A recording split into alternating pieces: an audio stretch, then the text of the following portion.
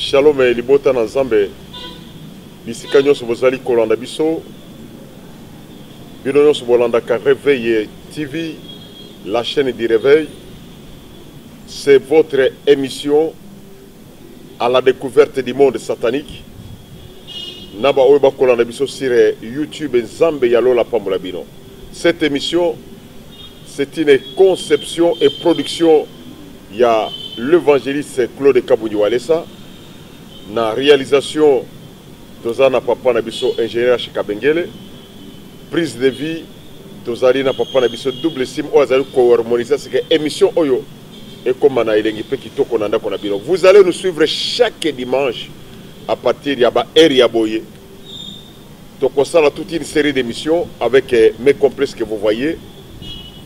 À la présentation, c'est votre humble serviteur l'apôtre Adolphe Alexis Moko 04.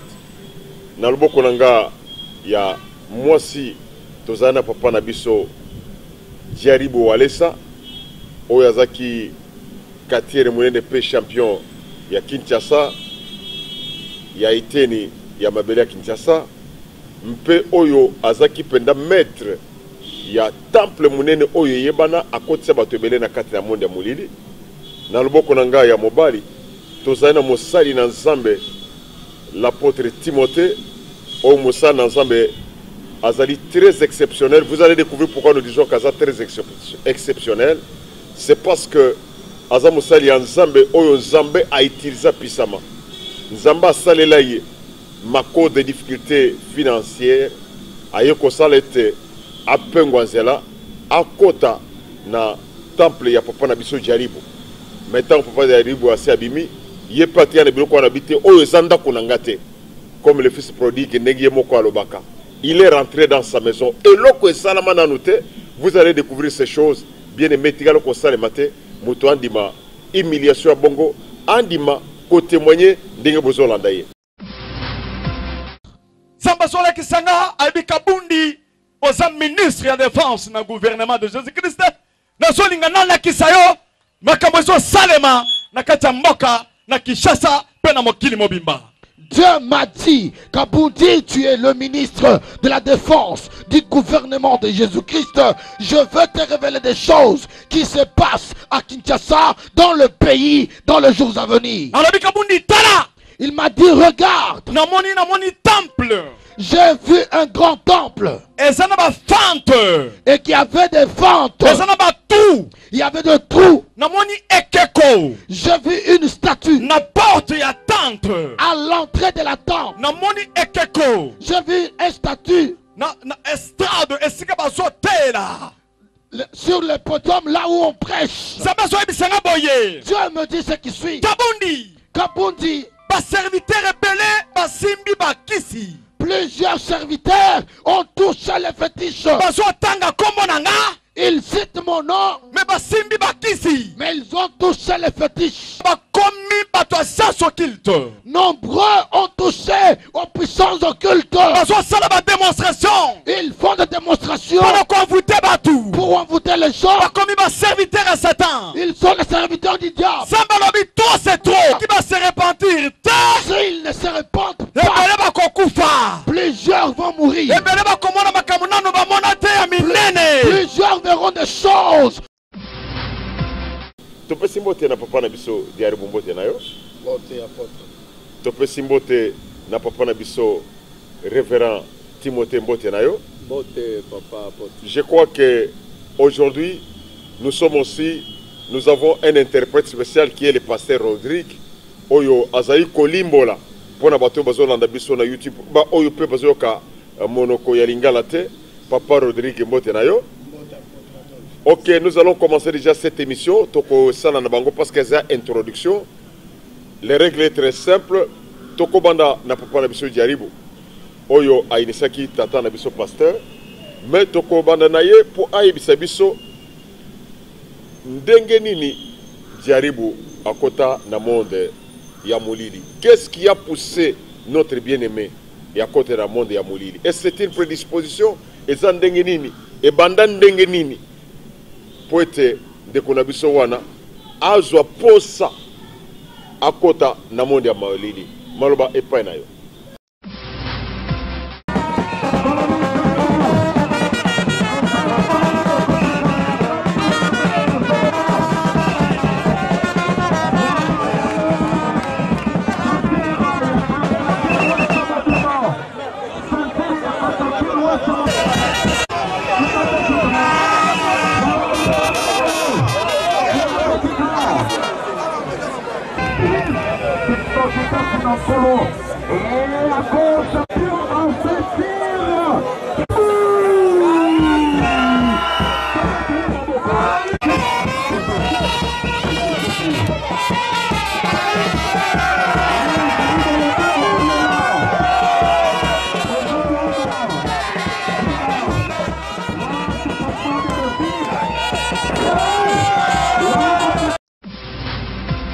Merci apôtre Mogunzi. Merci apôtre.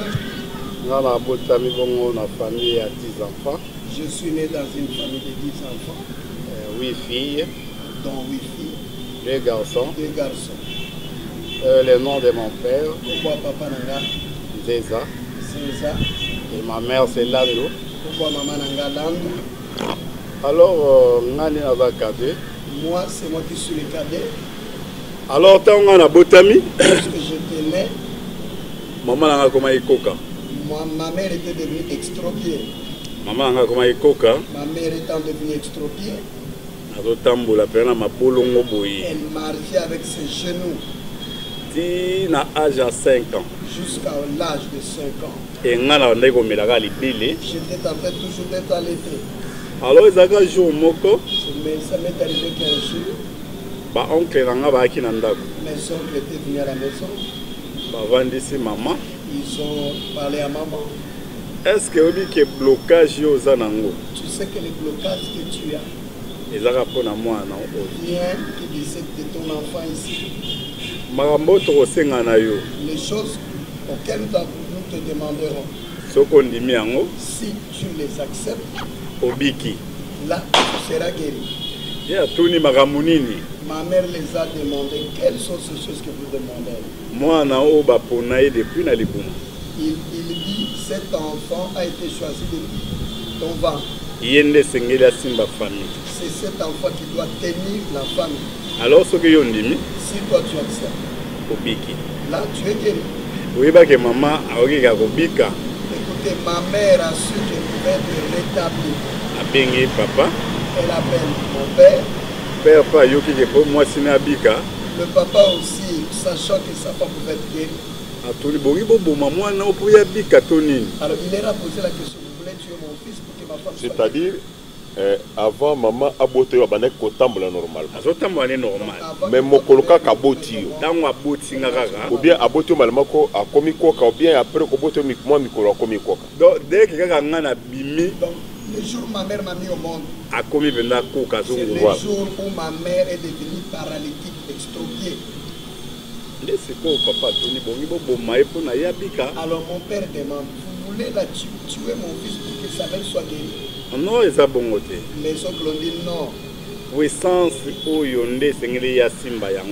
puissance qu'il faut que cet enfant tienne relève pour relever juste la famille. Il doit tenir la famille. Mon père a dit Bandimi. Ils ont accepté. Alors on a l'âge à 5 ans. Moi j'avais 5 ans, je ne connaissais rien. J'ai vu, on m'a appelé. Francis, quel est votre nom? On m'a appelé Francis, va transporter cette casserole. Je suis allé, j'ai amené la casserole. L'oncle me dit, va déposer ça en dessous du lit. J'ai pris la casserole, je suis allé placer sous le lit. Mais pendant que j'ai amené la casserole, les choses que j'avais vues dans la casserole, je suis allé demander, j'ai dit, mais papa, j'ai vu comme des gens dans la casserole. Il m'a dit tout simplement, non, c'est une casserole. Alors et comment quitte on a ici qui n'a vendu ça qui vide nakati ou bien ça n'a biloko nini nakati. Qu'est-ce qui était dans la casserole? Ce qu'on se rappelle. Si tu te rappelles mieux. Nakata nzungu wana dans la casserole. Ezaki na mwa liboke moko.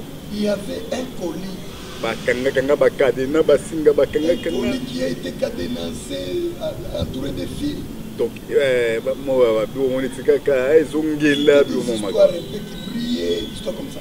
Alors et comment qui na moment moko? Il est arrivé qu'un moment. Soki neti baye. Si les oncles venaient. Moi ba pesinga soso. Il me donnait une poule. Kende na ndako. Va dans la maison. vas égorger la poule. Allez, c'est pas ma kilé dans zone. Tu vas asperger le sang dans la casserole. Na kepe na sali quand il va battre. Je faisais tel qu'ils m'ont dit. Na yé, so na kende boaka. Je venais puis me disait de jeter la poule. Mais ce qui n'est pas bango baki. Lorsque il partait. Ngai moko so na kepe na bindi nzungu na tali. Lorsque j'allais seul pour aller tirer la casserole. Ma kilo na sopa ikone za sauté. Le sang que j'avais aspergé dans la casserole n'était plus. Moi na kila tuni maman. J'ai demandé à maman. Mais na teki makila mo kuna elimwe. J'avais aspergé le sang dans la casserole, je ne vois pas. Est-ce que ça ko tobogate? Peut-être la casserole est trouée. Maman était kaoka na ngwe kaoki. Ma mère me disait non, tu ne sais pas que le sang sèche.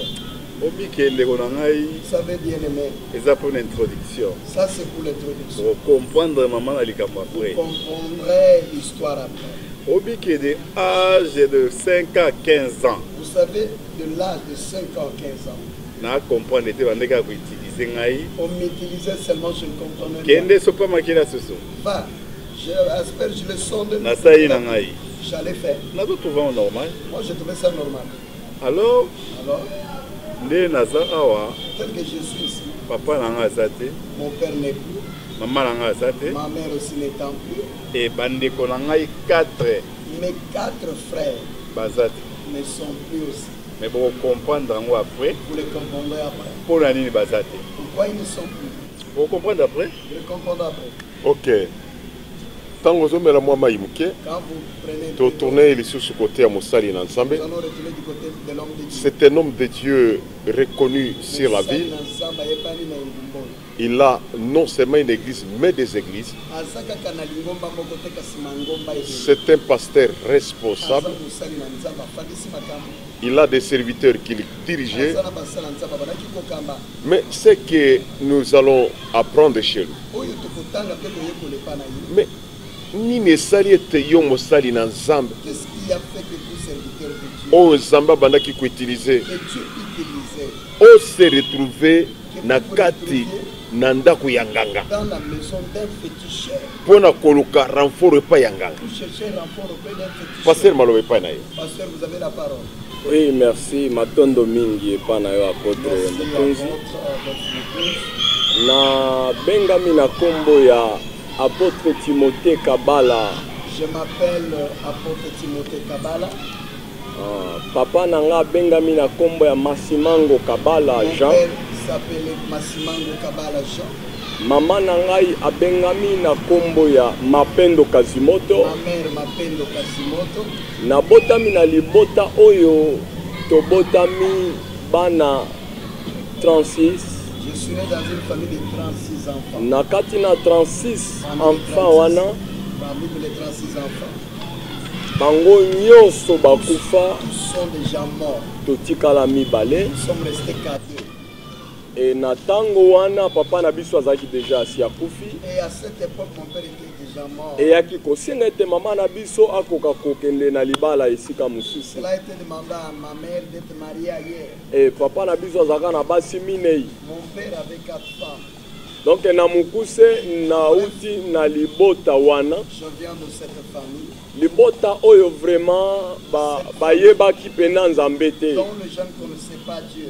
Libota oyo mingi mingi bazali bato oyo ba mesanaki biloko ya ba musulman. Famille dont plusieurs s'étaient habitués à la coutume musulmane. Mais nzamba yebaki ke na kati na libota wana akobimisa Josué. Dieu savait que dans cette famille il sortira un Josué. Et c'est là que na mi bengi ke ngai nde nazaki Josué ya libota wana oyo babezo benga na komba ya Timothée Kabala. C'est moi qui m'appelais le Josué de cette famille du nom de Timothée Kabala. Et mutuna ya papa Adolphe Mukunzi alobi comment na se retrouva ki na kati na ko kende pa ya na ndako ya nganga epa ya ndeko Jaribu. La question de l'apôtre Adolphe de savoir comment est-ce que je m'étais retrouvé dans la maison du féticheur Jaribu. Problème nanga na lingaki na loba bato bozolanda nga bopesa nga vraiment matoi. Mon problème dont je voulais parler. Olinga potozo yo soso sabia. Est-ce que ezaki ozaki na nguya te? Ozaki na puissance te tango nimeli nzambe ou bien ezaki ndengeni? Ou éclairez pas. C'est ça que je voulais parler, mes chers frères bien-aimés dans le Seigneur. Naza mosali na nzambe. Je suis serviteur de Dieu. Ce qui osa d'accord na nga te menga naza d'accord na nga moko. Si tu tu n'es pas d'accord avec moi. Pelo les a d'accord. Pelo les ont dit que oui, na kosala musala pour. Je sais que Dieu. Mais nabunga kinzela muke. Je m'étais perdu un peu. Apôtre Paul azolo bana Timothée. L'apôtre Paul parle à Timothée. Na mokanda ya 2 Timothée chapitre 4 en 2 Timothée 4 mutu moko a négligé kibolenge na yo te. Il dit que personne ne néglige ta jeunesse. Ngana kotelema makaka wana. Moi je vais me tenir là-bas. Na pouvoir oyo nzambe apesaki ngai avec le pouvoir que Dieu m'avait donné. Nasalaki musala na nzambe. J'avais servi Dieu. En tout cas, je n'ai rien caché. Na bombi eloko. Bato bazaki na maboma babikaki. Les fous ont été sauvés. Tout Kinshasa ba oyo baza nzinga ngaliema baza na histoire oyo na oloba. Bato bazaki na bambasu babikaki. Les autres étaient guéris des maladies, des mbassu. Il y avait des guérisons miraculeuses. Oyo ebandaki kosalema mikolo na mikolo. Se faisait du jour au jour. Tant on loba ke naza mutu vraiment mutu na nzambe c'est par rapport à misala nzamba banda ko sala na ngai wana. Même en dehors ya ba province na kendaki na osala musala na nzambe même batu ba oloba te balobaki bababa. Même en dehors des provinces j'allais à l'intérieur le Seigneur se manifestait même les choses. Donc na bref na koloba ke makambo ya minene nde nzamba sala elongo na biso. Dieu avait fait avec moi des grandes choses. Oyo esungaki mabota na nzambe ebele. Et bamona ki pe loboko na nkolo. Mais sinon pourquoi na se retrouva ki na ndako na ndako ya papa na biso jaribu kuna na kati na soloka. Dans le fétiche. Je me suis retrouvé là-bas parce que na kati ya musalo na bandaki kosala. Dans l'œuvre que je faisais. Vous-même, vous savez que la Bible nous dit tout l'ouvrier mérite son salaire. Je vous dis très bien que depuis mon enfance, je n'ai jamais travaillé. Je me rappelle nakota na musala moko na sala 3 mois tango na olinga na signé contrat nzambe bisanga. Je me rappelle qu'une fois j'avais signé un contrat pour travailler et Dieu venu me dire c'est pas ton travail. Et c'est là que Nabimaki. C'est là où je suis sorti. Na se retrouvé na kati na elanga na nkolo. Je me suis retrouvé dans les champs de Dieu. Alors na kati na musala ya nkolo na bando sala. Où je faisais. Mais kokuta ke ba revenant vraiment exaté. J'ai trouvé qu'il n'y avait pas de revenant. Vous savez que na sala taba 40 jours sans kolala na mbeto. Je pouvais faire 40 jours sans dormir sous les lits. Na olela pona bana na nzambe. J'ai prié pour les enfants. Na olela pona église. Pour l'église. Na olela pona mboka Congo. Na olela pona ba politiciens. Na olela pona ba sali na nzambe mususu. Mais na koyebisa o bien aimé que il y a des fois ceux qui nazangi na kolala tanzala. Je vous dis bien aimé lorsque j'ai raté des fois je dormais. Parce qu'il y avait des circonstances on a kutana ki nango ezaki difficile ezaki facile. Et c'est là que mes amis babandaki koya kobisanga bien apôtre avec grâce aux anango. Il venait me dire apôtre avec la grâce. Yo muto a visionnaire ya communauté mobimba oya montagne de consolation. Comment okoki kozala kaka boye? Parce que sans oublier ngana zali visionnaire ya église montagne de consolation. Moi ngana zali je suis visionnaire de l'église montagne de consolation. Zali kobenga mana CPMC communauté des églises pentecôtistes. On appelle CPMC comme il explique. Communauté des églises pentecôtistes. Montagne de consolation. Montagne de consolation. Nde sika ngana banda ko kamba to nde sika na kambaka. C'est là moi je dirige. Alors makambo nyonso na balinga ta makambo tozo yoka na tozo mona pourquoi okotika na vie ya boye. Vie oyo ozana okaka mobola mais vous parlez à la part de l'Éternel. Non, tozo mona ngo clarté. Est-ce que tango banda ki na charisme na osambeli bato banda ko pamba mate uzwi bomoko na zomi papa s'il vous plaît l'homme de Dieu je vais te parler yo zala ki wana te mais il y avait ton ange qui était là-bas. Je viens de délivrer une femme qui avait la folie. J'étais dans la prière de 40 jours. Son mari était venu. Et qu'est-ce qu'il me disait? Il me disait, papa, je vais vous remercier et remercier votre Seigneur par rapport à ce que je viens de raconter ici. Mais Dans ma poche, j'ai 1500 francs. S'il vous plaît, dans le balikambo, jour où on a sepé là parce que Moutouabika. Je m'interroge parce que la femme était guérie. Même Moutouabaki peut mettre nanga bananga molimo na ba protocole. Na pesa ibango ba kende kosomba bato parce que basi ba gangi mingongo ekei. Je leur avais donné les 1500 qu'ils achètent. Basomba 3 top et d'ailleurs top ezaka na 600 francs. Les jus coûtaient 600 francs. Imaginez, tant que ce qu'on a zobenda bilili wana nyonso. Et pas n'angeza qui le colle à pota. Chez moi c'était comme bon, même si la Bible nous dit que tozali ko sala, c'est Dieu qui va nous payer. Mais na niveau wana. Regardez un peu les niveaux. Bola mwezala ki ko ute pa na Nzambe. Le bien venait de Dieu. Mais biso moko bola mwebanda kozongela biso. Mais nous le e batuana so kaka moni loboko na Nzambe akei libela. Mutu mususu okutani na enda kona ezali azana eloko te. Nzambe ebiso yebisa eboye. Na ko visiter ye mukolo songolo akomona makambo eko salma kona. E makambo wana ekokoma papa. E tango mutu wana akomona loboko na Nzambe akimi présence.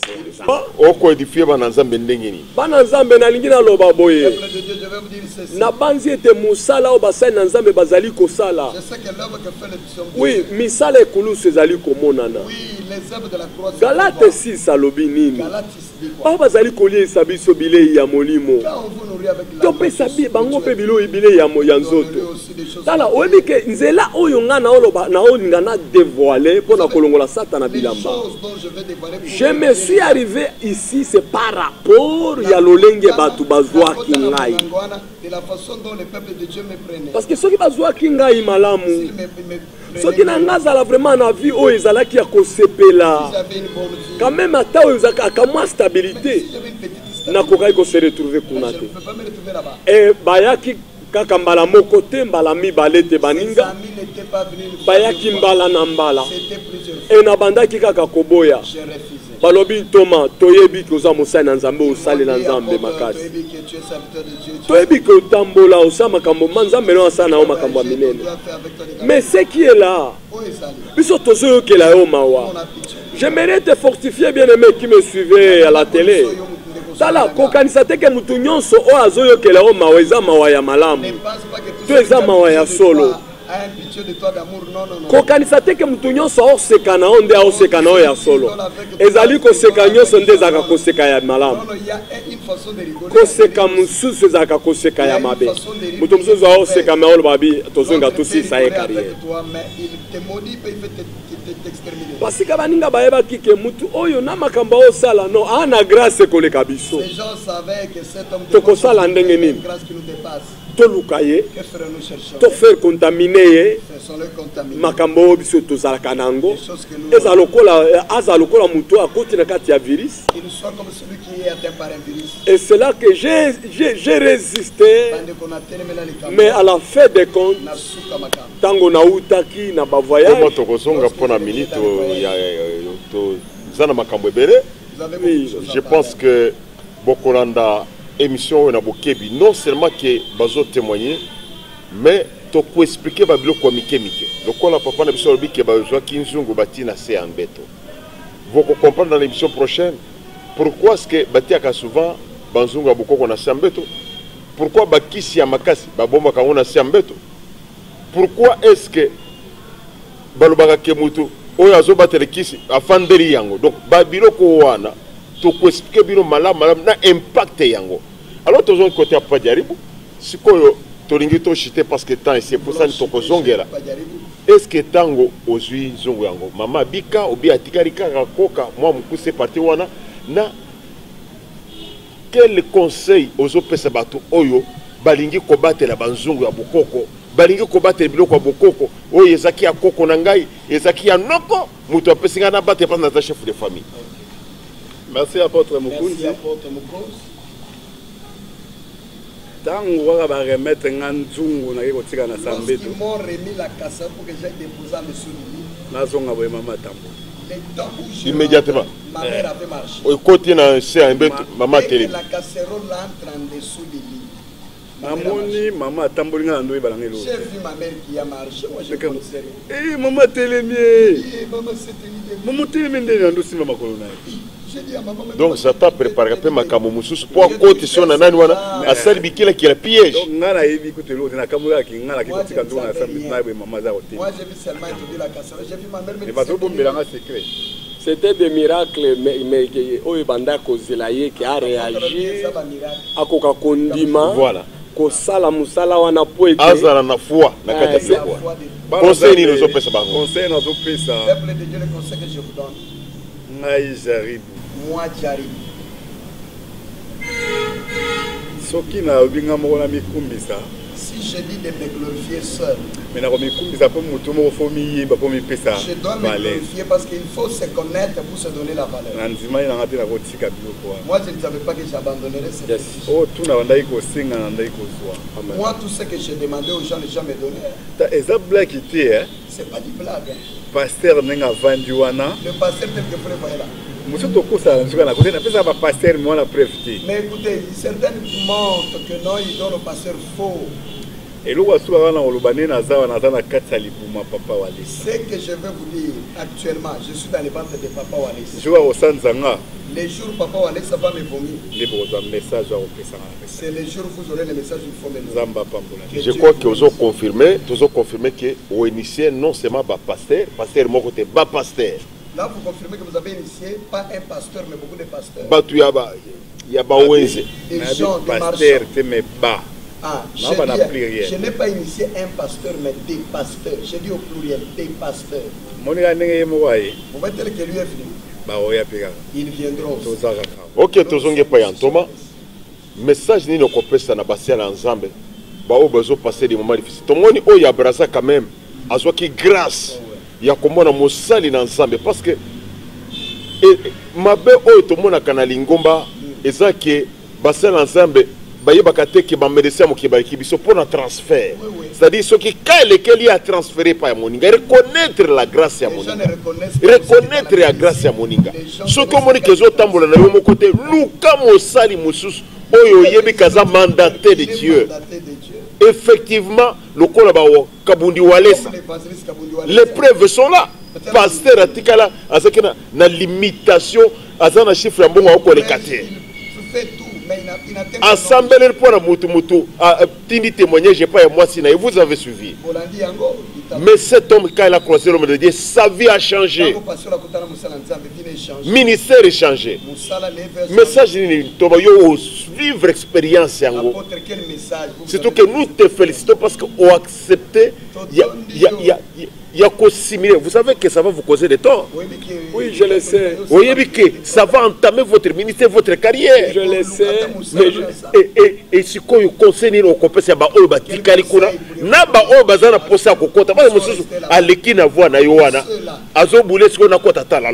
d'autres qui veulent même être interdits dans les loges. Merci l'homme de Dieu. Merci. Merci à vous qui me suivez. Et l'autre, ce qui me fait mal, c'est quoi? Ezali c'est parce que tozali kozela tango na nzambe te. Parce que nous on n'attend pas le temps. La Bible ezali koloba ke ata soki ezoumela. C'est là. Mais lokolo ezali koute pa na nzambe. Yozala kaka. Ekoya. Abakuki atelemi na poste na ye. Voilà. Simeon. Azalaki wana ti jusqu'à ce que babi na omona lisusu te na ningi na daye soka nde Jésus okota na temple. Écoutez-moi mes chers frères dans le Seigneur, obi ke ebele ya batu ba pasteur baza ba apôtre lokola ngai baza ba révérend lokola yo na yo mutozo mibenga majeur na minere pa na nzambe mokonda yebi bango. Écoutez-moi, il y a dans la Bible un prophète qui était mort mais akufi na banyongo. Atiki bana na nyongo, atiki moi si n'a pas problème. Écoutez-moi, verset kakamoko onga na tombo la kalikolo. Yesolo babi, venez à moi vous tous qui êtes chargés, fatigués. Écoute-moi, la grâce c'est du fait. Loko l'apôtre de Koloba awa. Matthieu 28 azolo bango. Tala soki olembi. Mais ezana mosana nzambe musu asana ngambo na yo. kende kokutana na ye nakopesa yo toli pourquoi na olobango ezana mutu moko tango tozo nazokoma ne pas jaribu nazotuna eklulenge nini yo oke kozongisa biloko wana mutu mo na kamuke mutu moko boye aye kaka pona kopesa lisusu demande na bi ngai nde na lande émission na moni mutu ango azongisi bikila Papa. On a prié pour le papa. Aza colonel, soldat. Il est soldat, colonel. On m'a donné la liste des pasteurs. Et puis, pasteur, il faut renouveler ma cambo.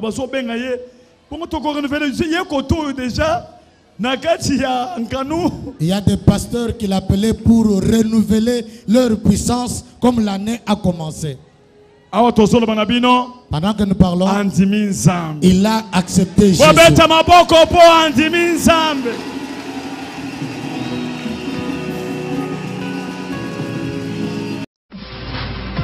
Mais yo ye kolukali susu.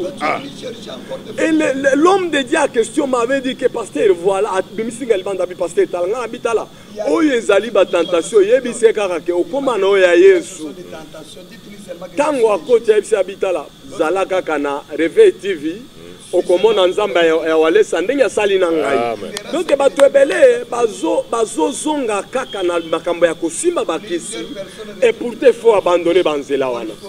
Sinon grâce kosila kokanisa teke lokola grâce ezali nde tokotre kosala matma ezana mutu oyo asili kolemba mais na kati na kolemba na yo wana peut-être kolemba na wana ezali ya muke 38 ans na piscine ya Betsaïde ezalaki awa te mais aselaki tangu na nzambe kokomela yo nazoloba na yo bien aimé dans le Seigneur peut-être oyebaki na yo te oza mosali ya nzambe oza moyembi ozali mondimi na kati na église ceci cela ozali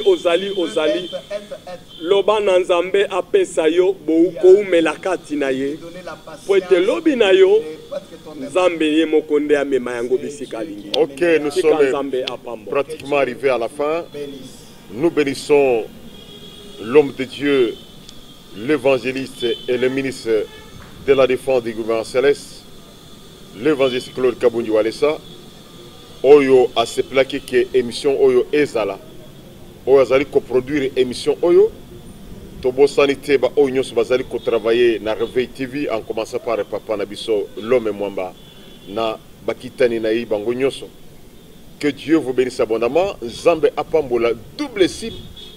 Il n'est pas n'importe quel caméraman. Aza d'abord chef à caméraman, peu formateur à caméraman. En même temps, il travaille quelque part dans une chaîne de la place, nous ne pouvons pas les citer. Toton Dipe, Maton de Mingi, na Papa Nabiso H qui est notre réalisateur. Sans oublier notre interprète spécial, Otto Kozane Bikolonyoso, Papa Nabiso Rodrigue Kassongo, le révérend pasteur. Nzamba Pamblayo, to Pamboli Papa Nabiso, Diaribo Walesa. A témoigner à Kofongo le bino makambo belé. Boko mo na pe bilili belé ba saper musoya qui peut causer ce biloko na yalbi ndenge na moni Diaribo. Talaga ndenge papa pasteur azo témoigner yalbi Diaribo sa bongoli motema. Mais ba pasteur bozoko ba pasta, ozo kende ko ba prophétesse. Maman prophétesse mbangwe pa ya Diaribo asi akomi ensemble. Papa, Sambela, au Sambeli, au délivrer. À libérer quand fire. Au délivrer, ça sera bien. Que Dieu vous bénisse abondamment. Vous tous qui nous suivez aussi sur YouTube, to Pamboli Papa Nabiso, notre logère, qui est reconnu Nakati, ya Norvège, Papa Nabiso, Shango Albert, Zambe Apambulayo, Zamba Pambula, Ndeko Nabiso a foutera pote internet Nabiso à la Kitoko. Tobo santé Maria Morena na couple na Mobimba Zambe na Lola apamble bino au prochain numéro chaque dimanche tokozala awa toko kende ko mekola toko kende ko tamise toko fongola bino boyeba mutakala ya Satan. Que Dieu vous bénisse abondamment.